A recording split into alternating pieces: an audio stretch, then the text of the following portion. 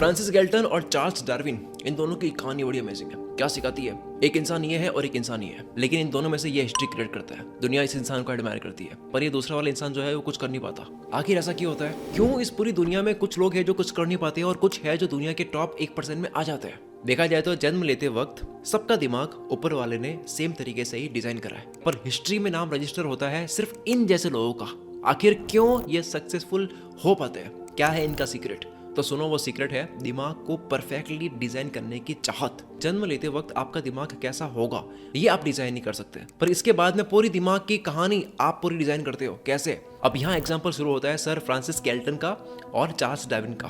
बचपन में गैल्टन का आईक्यू डार्विन से काफी ज्यादा था। गैल्टन इतने जीनियस थे कि इन्होंने बचपन में ही एक शानदार साइंटिफिक करियर बना लिया था, पर वो कभी भी अपनी साइंटिफिक फील्ड को पूरी तरह से मास्टर नहीं कर सके। रीजन ये था कि उनका फोकस कभी भी एक चीज पर स्टेबल रहता नहीं था। हर कुछ दिनों में उनका मन करता कभी ये कर दूं, कभी वो कर दूं, कभी ऐसा कर दूं, कभी वैसा कर दूं। आज ये ठीक लग रहा है, कल कुछ और ठीक ऐसे ही बहुत से बच्चों के बचपनों में देखा जाता है। सिर्फ एक ही कारण है जिसकी वजह से आज फ्रांसिस गैल्टन को कोई जानता नहीं है। और दूसरी तरफ चार्ल्स डार्विन थे, इनका आईक्यू इनसे कम था, पर इनका जब नाम लिया जाता है तो 3 वर्ड्स दिमाग में आते हैं, बहुत बड़ा साइंटिस्ट।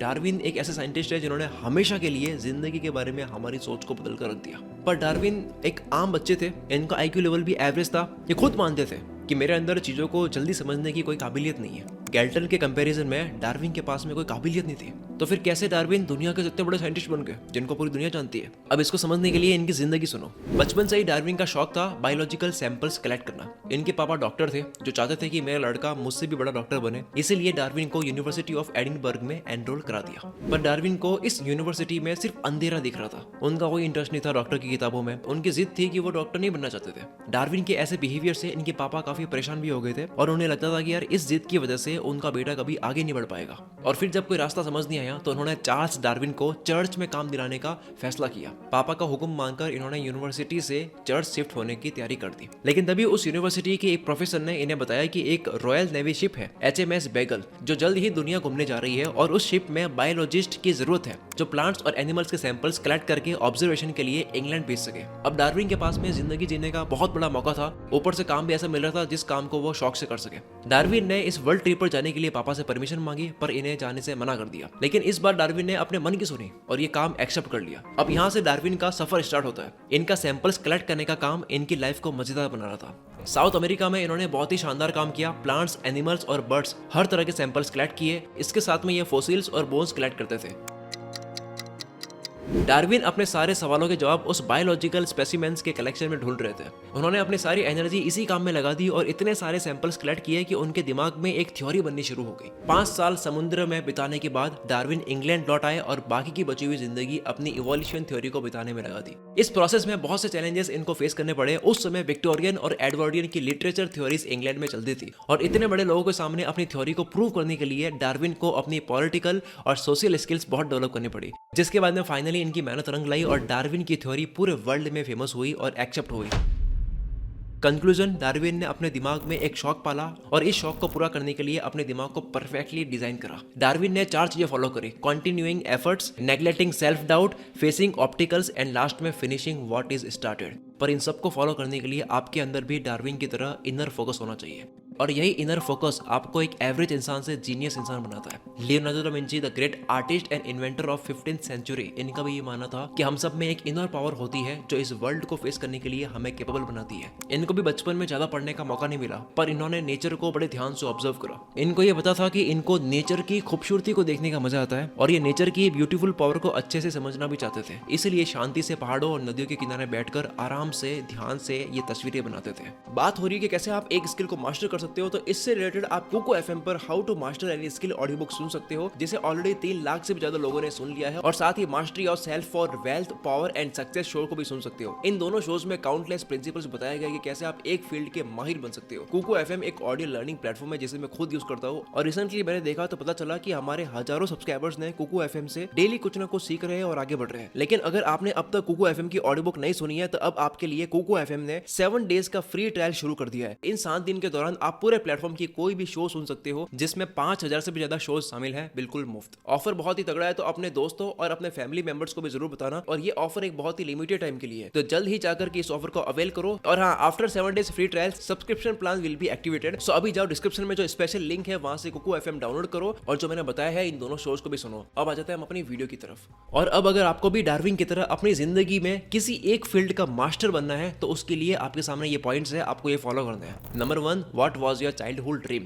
जब आइंस्टाइन केवल 5 साल के थे तो उनके पापा ने इनको कंपास गिफ्ट किया था, और वो कंपास उन्हें इतना पसंद आया था कि उसकी सुई से ये कंप्लीटली मिसमर्ज्ड हो गए थे। दिन भर आइंस्टाइन के दिमाग में कंपास की सुई घूमती रहती थी कि क्यों कंपास को इधर उधर हिलाने से इसके अंदर की दिशा बदल जाती है। यही सारे थॉट्स चलते रहते थे इनके दिमाग में। आइंस्टाइन ने सोचा कि कोई ऐसी मैग्नेटिक फोर्स है जिसकी तरफ ये सुई इंडिकेट कर रही है, पर इस मैग्नेटिक फोर्स को आंखों से देख नहीं सकते। इस बात पर इन्होंने बहुत ज्यादा सोचा। इन्होंने सोचा कि क्या ऐसी कोई भी शक्तियां है दुनिया में जो नहीं देखी जा सकती है। इसके बाद इन्होंने साइंटिस्ट बनने का डिसीजन लिया और अपनी पूरी जिंदगी, अपने सारे विचार इसी मैग्नेटिक फोर्स और इसी फील्ड के चारों तरफ लगा दिए। आइंस्टाइन हर मुश्किल घड़ी में उस कंपास को लेकर बैठ जाते जिसने उनके अंदर साइंटिस्ट बनने का जोश जगाया था। इन शॉर्ट, बहुत से सक्सेसफुल लोगों का झुकाव उसी काम की तरफ होता है जिसे वो बचपन से ही करना चाहते थे। नंबर 2, ऑक्यूपाई द परफेक्ट नीश। एक रिसर्च में ये पता लगा कि जितने भी सक्सेसफुल लोगों ने जिस भी फील्ड में सक्सेस हासिल करी है वो इस फील्ड में बचपन से ही जाना चाहते थे। तो आप भी आंख बंद करके अपने बचपन में झांको और पता लगाओ कि आपका फेवरेट नीश क्या था। ये गेम थोड़ा सा डिफिकल्ट है। इसमें आप शुरू में अपनी मर्जी का कोई भी बड़ा फील्ड सेलेक्ट कर सकते हो। फिर वहां से 2 रास्ते हैं। पहला वाला रास्ता वो है जो साइंटिस्ट रामाचंद्रन ने बताया था, जिसमें आप अपने फील्ड में ऐसे छोटे छोटे रास्ते ढूंढो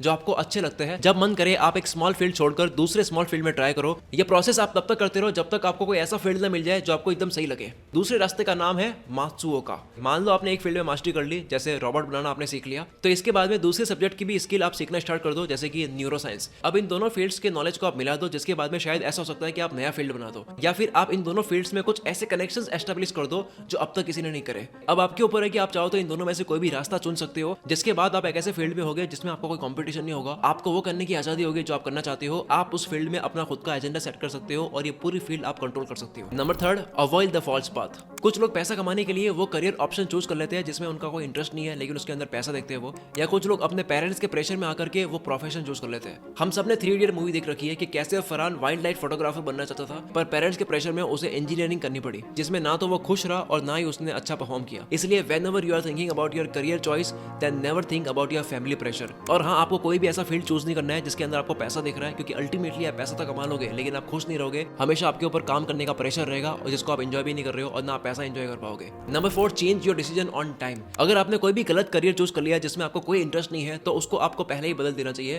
क्योंकि रॉन्ग प्रोफेशन आपको कभी कामयाबी दिलाएगा नहीं, क्योंकि आप अच्छे से काम करोगे नहीं। ऐसा ही कुछ हुआ था फ्रेडी राउच के साथ में। इन्होंने फाइटर बनने की सोची थी, इन्होंने बहुत तगड़ी ट्रेनिंग करी, एक अच्छा कोच लगाया, और फिर भी ये हर फाइट हार जाते थे, जिसके चलते इनको अपना बॉक्सिंग करियर छोड़कर एक टेली मार्केटिंग कंपनी में जॉब करनी पड़ी। बट अभी भी इनके दिमाग से बॉक्सिंग का भूत उतरा नहीं था, इसलिए फिर से इन्होंने अपने कोच के सेंटर जाना शुरू कर दिया। पर इस बार खुद की बॉक्सिंग के लिए नहीं, दूसरे फाइटर्स को सपोर्ट करने के लिए, नए फाइटर्स को ट्रेनिंग देने के लिए गए। धीरे धीरे ऐसे ही कुछ समय के बाद में इनको रियलाइज हुआ कि मुझे लोगों को बॉक्सिंग सिखाना ज्यादा अच्छे तरीके से आता है बजाय खुद लड़ने के। जब इन्हें ये रियलाइजेशन हुआ तो इन्होंने इसी पर काम करना शुरू कर दिया, और फिर ऐसा वक्त आया कि वो अपने टाइम के बेस्ट ट्रेनर बन गए। 5वां और सबसे आखिरी पॉइंट है, डोंट ऑप्ट फॉर शॉर्टकट्स। जब आप सही काम चुनकर उसमें मेहनत करोगे तो 10 तरह के डिस्ट्रैक्शन चारों ओर से बार बार आपको डिस्टर्ब करेंगे। डिस्ट्रैक्शन से डिस्टर्ब इंसान तब होता है जब उसको अपनी फील्ड में डिफिकल्टीज दिख रही होती है। इस वक्त इंसान शॉर्टकट लेना चाहता है या वो अपना फील्ड चेंज करना चाहता है, और इस वक्त अगर आप भटक गए तो कभी भी आप अपने पाथ पर फिर से आ नहीं पाओगे, क्योंकि भटकना आपकी हैबिट हो जाएगी। इसलिए ये बात रिमाइंडर की तरह अपने दिमाग में सेट कर दो कि अगर जब समझ आ गया कि यही फील्ड मेरा है तो उसके अंदर आपको बहुत टाइम तक लग जाना है।